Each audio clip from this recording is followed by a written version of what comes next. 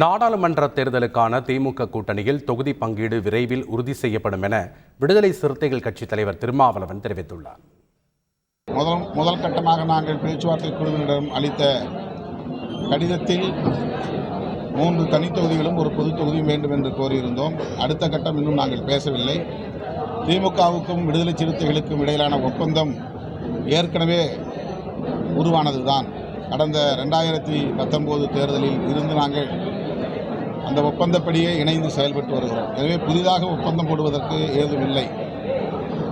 10 கட்சிகள் இடம்பெற்றுள்ள ஒரு மெகா கூட்டணி என்கிற முறையில் ஒவ்வொரு கட்சியாக அழைத்து பேசி தொகுதிகளை பங்கீடு செய்து வருகிறது திமுக. ஆகவே விரைவில் நாங்களும் தொகுதி பங்கீட்டை உறுதி செய்வோம்.